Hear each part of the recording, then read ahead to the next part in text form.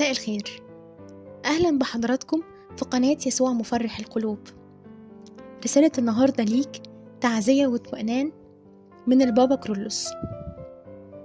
بنبدأها بآية بتقول: الرب نوري وخلاصي ممن أخاف، ليستجيب لك الرب في يوم الضيق، ليرسل لك عونا من قدسه. مش معنى ان ربنا اتأخر عليك يبقى طلبك مرفوض. مش يمكن يكون ربنا شايف انك تعبت ومشيت كتير وتستحق اكتر من كده؟ طمن قلبك، ربنا هيديك على قد تعبك، هيديك تعويضات وافراح، هيستجيب ليك قريب جدا، والمشكلة اللي تعباك هتنتهي. اوعى تيأس من رحمة ربنا، وافتكر دايما ان كل اللي يجيبه ربنا خير. اوعى تخاف ولا تقلق، اتشدد وتشجع، هيستجيب ليك الرب، الفرح في طريقه إليك. وافتكر دايما إن بعد كل عتمة ليل شروق شمس جديدة، وبعد الحزن فرح هيملى حياتك بالسلام، وحزنك ده ليه نهاية مفرحة. انت غالي جدا على ربنا، واللي جاي أحلى، لأن إلهك صالح بيحضر لك حاجة أكبر وأحسن من اللي كانت في بالك. خليك واثق، هتلاقي معجزات بتحصل. استنى، وفرحك جاي. في باب تاني ربنا بيحضره ليك مخصوص غير الباب المقفول.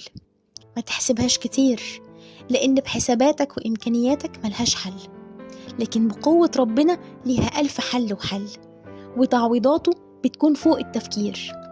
اطمن، هيستجيب، هيخلق حلول من مستحيل.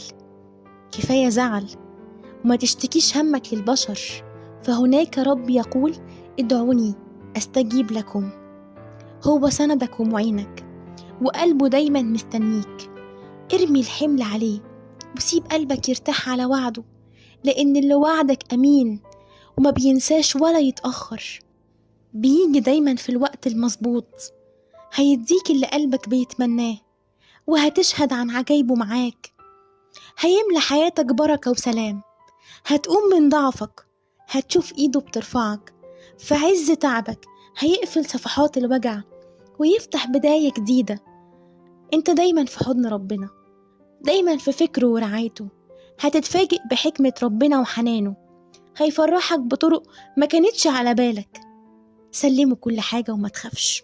استنى التعويض اللي جاي، اللي هيكون مدهش، وهتقول: إلهي يسوع المسيح عظيم وصانع خير.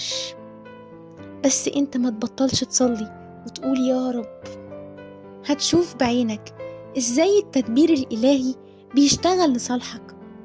مهما كان اللي فات صعب ومؤلم، فاللي جاي كله خير وأفراح. اطمن وسلمه كل اللي فات، وثق في محبته وقوته. صلي معايا دلوقتي بإيمان وقول: يا رب، انظر للمتألمين والمرضى واليتامى والأرامل، اديهم قوة واسندهم. علمهم إن أباهم السماوي لا يغفل عنهم. عرفهم إنك معاهم، إنت وحدك يا رب تهبهم الراحة والسلام. وحدك القادر أن تمنحنا الحنان والأمان. يا رب، انظر بعينك التي لا تغفل ولا تنعس، من أجل الصامتين والثقيل التجارب، من أجل كل وجع داخل كل قلب، وكل مرارة تسكن النفس. انظر برحمتك، بعظيم تحننك ورأفتك. ارفع عنهم كل الأوجاع والأحزان، املأهم بنعمتك وسلامك واحتوائك الذي ليس بعده احتياج.